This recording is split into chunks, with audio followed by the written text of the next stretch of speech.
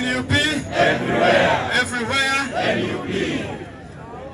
Muzikirize soke n'okubabuuza n'ekiramuso ekisinga obukulu nti assalamu alaikum wa rahmatullahi wa barakatuh. Omukama mulungi ekiseera kyonna.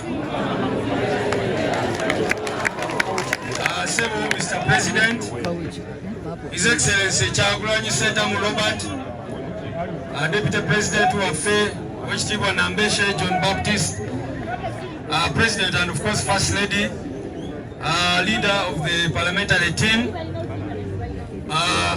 the head or the representative of PFF, not Mayor Elias Lukwago, Nalabye ne Honorable Ken Luchams, the man, the Conservative Party, all of you NUP leaders, musikirize nyanjule abakulembeze baffe abamu si bonna kubanga bangi naye olw'obudde ngenda kwanjulayo batono. Chairman Nyanzi mutu wa watu sebo bwe bali nnyo kubeera mukolo guno. Atudde ne Comrade Waiso Alex Mufumbiro, Deputy Spokesperson on National Unity Platform. Nyanjule akulembera abavubuka mu National Unity Platform, Honorable Zake Francis. Nyanjule Comrade Nubian Lee Alibuken, Comrade Nabatanzi, Kulabye Samuel n'abakuzi waffe wa Buganda, Asebo Katuka Musota, tukulabye, Labye Moshi Moses Kibuuka ali wano, Labye Mario Dochoska, yakulembera abavubuka baffe abamu Eastern Uganda, n'abakulembeze abalala muli bangi sigenda kusobola kubanjula mwenna. Olunaku olwaleero tuli mu kunyolwa. Of course mwenna mumanyi obulumi bwe tulina ku mitima olw'okuviibwako mukwano gw'abangi muganda waffe mukulembeze munaffe Honorable Segirinya Muhammad. Oyo nno abadde mukwano gwange nze personally nga maama bw'ayogedde baleetera nnyo okugendayo ne mulaba ne mukyalirako. Naye Honorable Segirinya abadde musajja ali very committed ku nsonga z'eggwanga lyaffe.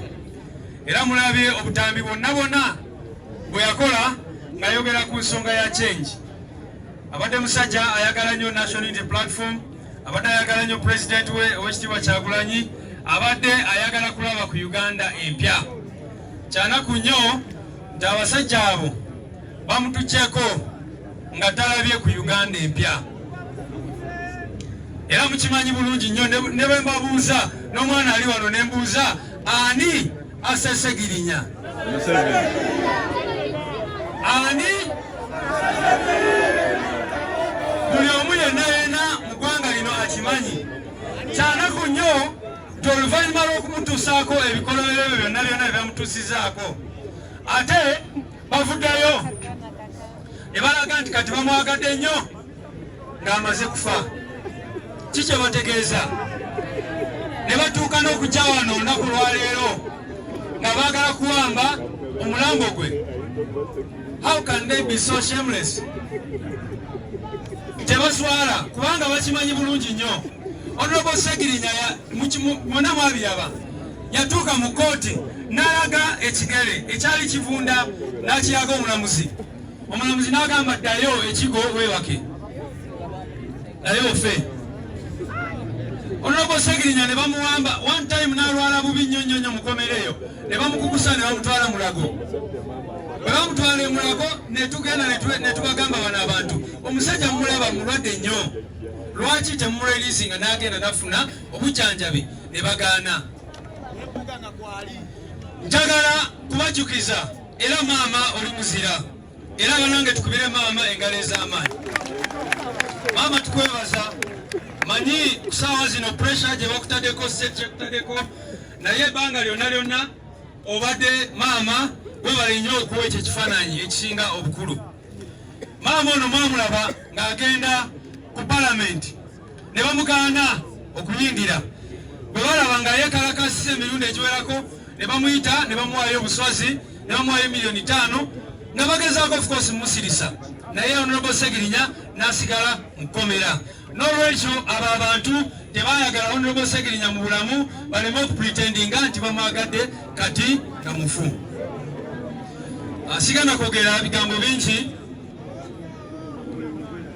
naye Fenga National Unity Platform nga tukulemberwa President waffe tubasuubiza nti tukyagenda mu maaso n'okubagala family ya Honorable Segirinya tukyagenda mu maaso. Maama tetugenda kuvaamu tukusaba naawe totuvaamu kubanga eya state ejagezaako okuteekako akazito bwe tukubira akasimu ne tugamba maama twagala kukulabako tujje tukulabeko tusigale in touch naawe. Emirimu egimu Honorable Segirinya gy'abadde akola ekibadde kikyagenda mu maaso tukyagenda mu maaso naffe kyonna kyonna kitusobola okukola tulabe ng'egyo emirimu gigenda mu maaso gitambula mu maaso. Webale nnyo ebyo ebigambo byange. Ngenda kwaniriza mukadde waffe akiikiridde obwakabaka bwa Buganda